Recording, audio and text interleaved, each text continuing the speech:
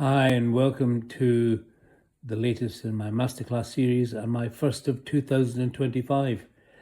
My topic today is slightly controversial because I'm going to claim that service trumps food quality and always has. Caterer and Hotel Keeper magazine recently collected the views of 10 operators in the restaurant sector and asked them how they plan to deal with the challenges of increased costs coming into effect on April the 6th this year.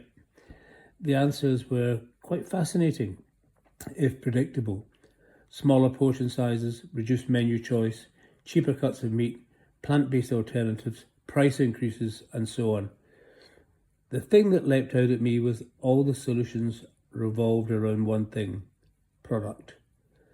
I certainly agree that this is one of the important 4 Ps of marketing, but for these operators to single that one out, frankly, did not surprise me.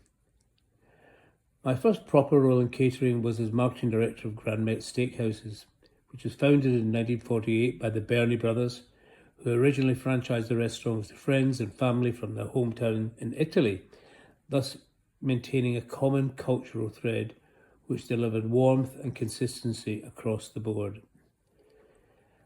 I joined in 1984 after the company had been taken over by the mighty Grand Met and had merged with a liquor-led restaurant brand called Schooner Inns to create 600 restaurants.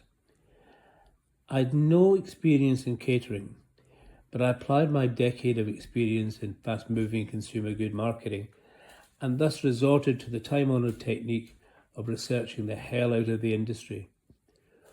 What I learned when we asked respondents, what is the most important part of the restaurant visit to you?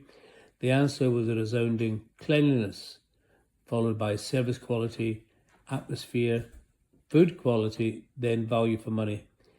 Yes, folks, food quality came fourth on the list.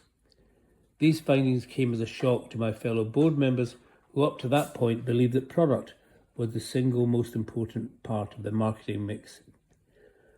Oddly enough, roll the clock 40 years on, when I run my workshops as the hospitality partner for Brighton and Hove Council, and I ask delegates the same question, I get the same answer.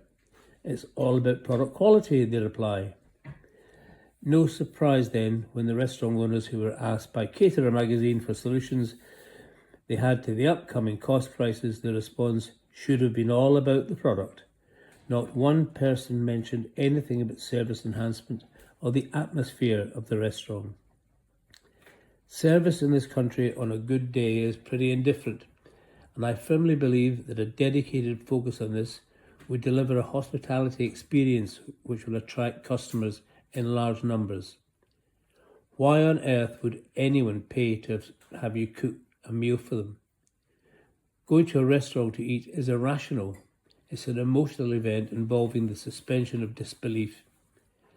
That suspension can be created and maintained by well-motivated, confident staff who are able to take on the character of the waiter or waitress to the point when an indifferent meal will be forgiven. I spent a lot of my time on this subject and I created a program called Magic, which has now been enjoyed, if that's the right word, by over 30,000 entry-level people in retail and hospitality in the UK, Germany and Ireland.